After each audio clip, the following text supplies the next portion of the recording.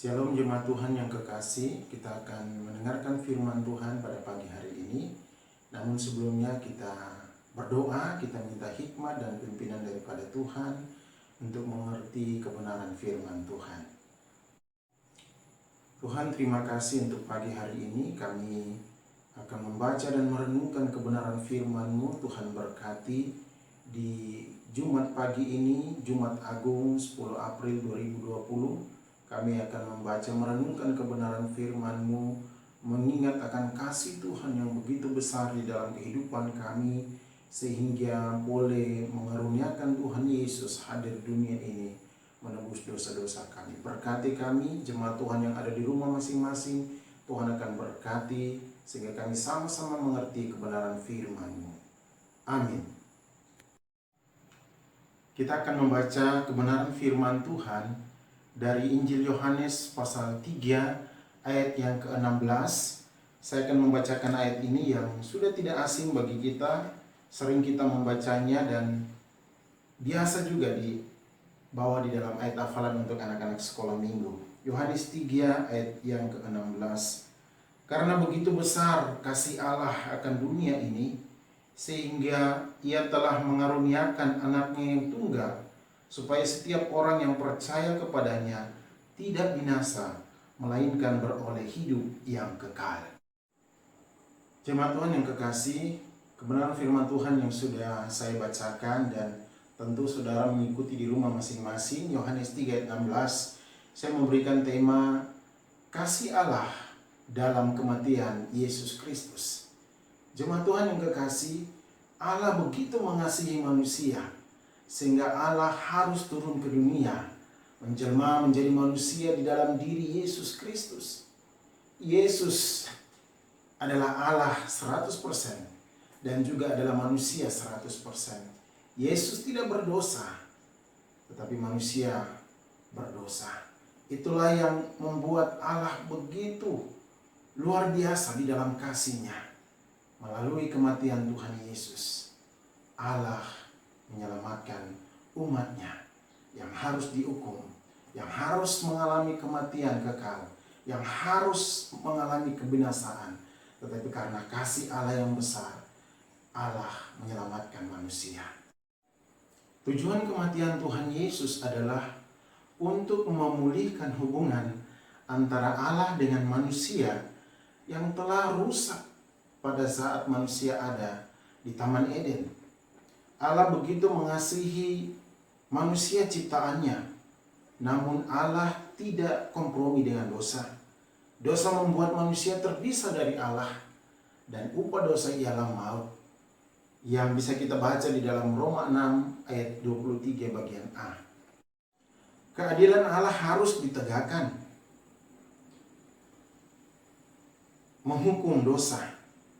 Sementara kasih-Nya yang begitu besar tidak ingin menghukum manusia karena dosanya. Kasih Allah dan keadilan Allah tetap terlaksana di dalam pengorbanan Tuhan Yesus di atas kayu salib. Apa hasil yang bisa kita lihat dari kematian Tuhan Yesus di atas kayu salib? Dalam pembacaan ini saya mengambil 3 hal yang bisa kita lihat dari hasil kematian Tuhan Yesus karena kasih Allah yang begitu besar. Pertama, kematian Yesus Kristus membuat semua orang ditarik kepada Allah. Dalam Injil Yohanes 12 ayat 31 hingga ayat yang ke-33, saya membacakannya untuk kita. Sekarang berlangsung penghakiman atas dunia ini. Sekarang juga penguasa dunia ini akan dilemparkan keluar. Dan aku, kata Yesus, apabila aku ditinggikan dari bumi, aku akan menarik semua orang datang kepadaku. Ini dikatakannya untuk menyatakan bagaimana caranya ia akan mati. Artinya bahwa semua orang akan datang kepada Allah, akan datang kepada Yesus setelah dosa dan penguasa dunia ini, yaitu iblis, bapa pendusta, dienyahkan, dibuang keluar. Jemaat yang kekasih, kelihatannya Yesus kalah karena ia disalib dan mati. Namun justru lewat kematiannya, hubungan Allah dan manusia dipulihkan. Dosa dikalahkan belenggu kelaliman dipatahkan, penyesatan dari roh-roh di udara dikalahkan, dan sebagainya. Maka manusia menyadari bahwa mereka berdosa dan mereka membutuhkan pengampunan dari Allah. Lalu mereka datang kepada Allah. Mereka datang kepada Tuhan Yesus untuk mendapat pengampunan dosa. Bapak Ibu yang kekasih, tidak hanya orang-orang Yahudi, tidak hanya orang-orang Yunani pada saat itu, tetapi kematian Tuhan Yesus menarik kita semua, termasuk saudara dan saya, untuk kita datang kepada Tuhan Yesus. Kematian Tuhan Yesus menghancurkan kuasa dosa. Sekali lagi, kematian Tuhan Yesus menghancurkan kuasa dosa yang menjadi penghalang antara manusia dan Allah. Sehingga manusia ditarik oleh kuasa Roh Kudus datang menyembah Allah di atas segala Allah. Sekalipun ada orang, sekalipun ada manusia yang tidak mau datang kepadanya dan akhirnya binasa. Hasil kematian Tuhan Yesus yang kedua adalah mengadakan suatu korban pendamaian bagi seluruh dunia. Di dalam surat 1 Yohanes pasal 2 ayatnya yang kedua, firman Tuhan berbunyi, dan ia, Yesus, adalah pendamaian untuk segala dosa kita, dan bukan untuk dosa kita saja, tetapi juga untuk dosa seluruh dunia. Bapak Ibu yang kekasih, segenap kasih Allah, segenap rahmat-Nya ditunjukkan dalam kematian Tuhan Yesus di atas kayu salib. Kasih-Nya yang begitu besar nampak dan terlihat di dalam pengorbanan Yesus di atas kayu salib. Efesus 2 ayat yang keempat berbunyi, tetapi Allah yang kaya dengan rahmat oleh karena kasih-Nya yang besar yang dilimpahkannya kepada kita, Allah memberikan kasih-Nya, rahmat-Nya di dalam Yesus Kristus kepada kita. Di dalam 1 Yohanes pasal 4 ayatnya yang ke-9 dan ayat yang ke-10, firman Tuhan juga mengatakan kepada kita bahwa dalam hal inilah kasih Allah dinyatakan di tengah-tengah kita, yaitu bahwa Allah telah mengutus anaknya yang tunggal ke dalam dunia supaya kita hidup olehnya. Inilah kasih itu, bukan kita yang telah mengasihi Allah, tetapi Allah yang telah mengasihi kita dan yang telah mengutus anaknya sebagai pendamaian bagi dosa-dosa kita. Allah mengasihi kita sehingga mengadakan pendamaian antara manusia dengan Allah melalui kematian Tuhan Yesus di atas kayu salib, agar saudara dan saya dan kita semua orang yang percaya kepada Yesus tidak masuk di dalam penghukuman kekal, yaitu neraka. Bapak Ibu yang kekasih, bukan saudara dan saya atau manusia siapapun yang memilih Allah, mengasihi Allah, tetapi Allah yang lebih dulu mengasihi kita. Allah yang lebih dulu memilih kita, mengangkat kita, sehingga kita pun juga harus bersyukur akan kasih Allah yang begitu besar dan tetap hidup mengasihi Allah di dalam kehidupan kita sehari-hari. Dalam Injil Matius pasal 27 ayat yang ke-51, ada satu peristiwa yang terjadi menyertai kematian Tuhan Yesus, yaitu tabir bait suci terbelah menjadi dua dari atas sampai ke bawah, disertai gempa bumi yang menghancurkan bukit-bukit batu. Bapak Ibu yang kekasih, tabir bait suci menandakan tidak ada lagi pemisah antara Allah dengan manusia. Tidak ada lagi penghalang. Tidak ada lagi dosa yang menjadi penghalang antara Allah dan manusia. Karena kematian Tuhan Yesus sudah mendamaikan manusia yang berdosa dengan Allah yang kudus. Tidak ada lagi ruang kudus, tidak ada lagi ruang maha kudus. Manusia bisa datang secara langsung kepada Allah, menyembah Allah melalui Tuhan Yesus Kristus. Kematian Tuhan Yesus menjadi perantara Allah yang kudus dan manusia yang berdosa. Bapak Ibu yang kekasih, jemaat Tuhan di rumah masing-masing, kira-kira jam 3 atau jam 4 sore, Yesus menyerahkan nyawanya. Yesus bukan mati terpaksa, tapi dia menyerahkan nyawanya dan mati di atas kayu salib. Pada saat itu juga, dan pada waktu itu juga, sore itu adalah waktu persembahan korban di bait suci. Dan Yesus pun mengorbankan dirinya, menyerahkan dirinya sebagai domba sembelihan untuk menyelamatkan dosa-dosa kita.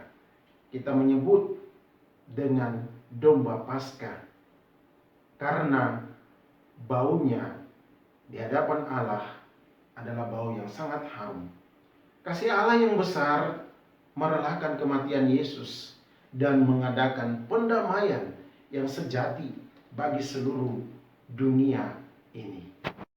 Ketiga, kematian Yesus Kristus mengakibatkan semua orang mengalami kebangkitan dari kematian. 1 Korintus pasal 15 ayat 21 hingga ayat yang ke-22. Sebab sama seperti maut datang karena satu orang manusia, demikian juga kebangkitan orang mati datang karena satu orang manusia.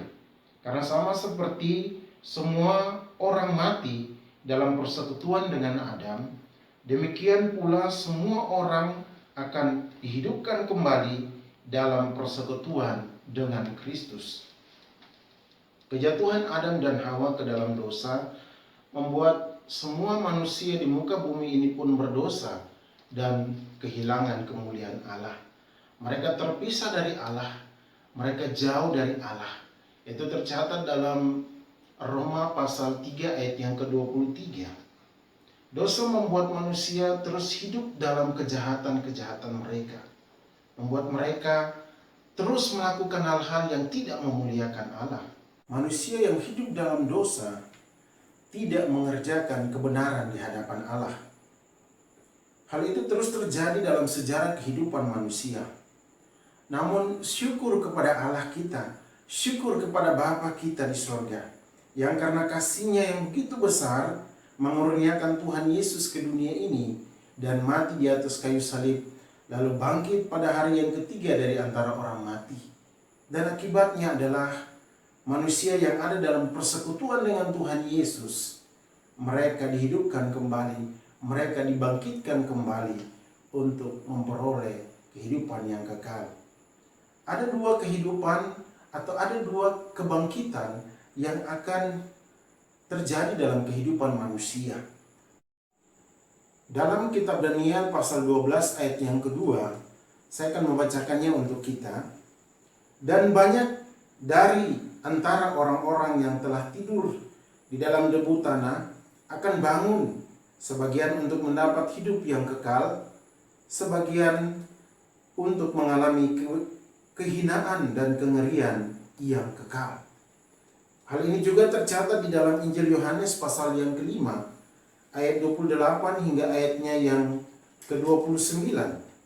Janganlah kamu heran akan hal itu, sebab saatnya akan tiba bahwa semua orang yang di dalam kuburan akan mendengar suaranya, dan mereka yang telah berbuat baik akan keluar dan bangkit untuk hidup yang kekal, tetapi mereka yang telah berbuat jahat akan bangkit untuk dihukum.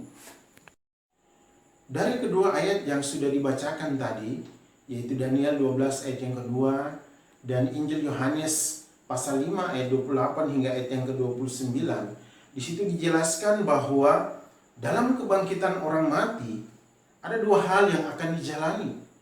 Yang pertama, hidup yang kekal di surga bagi mereka yang hidup mengasihi Allah, yang hidup dalam persekutuan dengan Tuhan Yesus, dan yang hidup melakukan hal-hal yang baik.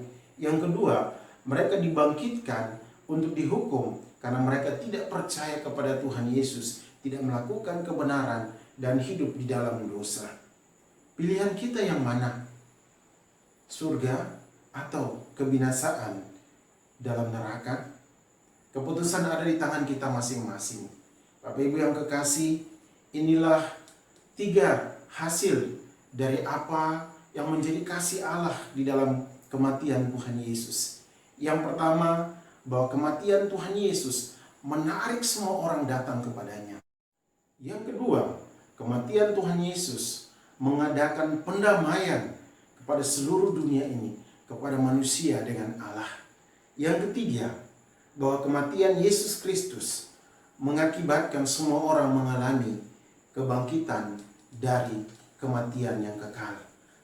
Kebangkitan dari kebinasaan menuju kepada hidup yang kekal. Jemaat yang kekasih,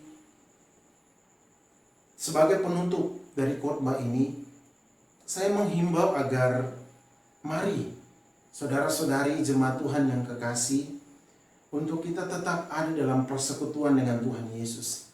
Kita selalu mengingat akan kasih-Nya yang begitu besar, kasih-Nya yang begitu mulia di dalam kehidupan kita. Pada hari ini dalam ibadah Jumat Agung tanggal 10 April 2020, walaupun kita tidak melaksanakan sakramen perjamuan kudus di gereja, karena kita mengikuti anjuran pemerintah untuk stay at home atau tetap berada di rumah saja. Oleh sebab itu kita tidak mengadakan perjamuan kudus, namun kita harus selalu ingat akan kasih-Nya dalam penderitaan Tuhan Yesus, sehingga kita akan tetap menghormati, kita akan tetap menghargai, kita akan tetap mengingat akan pengorbanan Tuhan Yesus dengan hidup benar di hadapan Tuhan, menjaga kekudusan hidup kita, karena itu adalah bagian dari ucapan syukur kita, kasih kita kepada Allah. Karena Allah lebih dulu mengasihi kita, maka kita pun juga harus mengasihi Allah dengan menunjukkan kehidupan kita yang benar, kehidupan di dalam kekudusan Allah.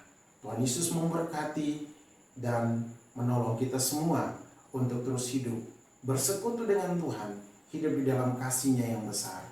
Amin. Kita berdoa, bersyukur untuk firman Tuhan yang sudah kita dengarkan bersama. Kita berdoa. Tuhan, terima kasih untuk kebenaran firman-Mu yang sudah kami dengar, yang sudah kami renungkan bersama.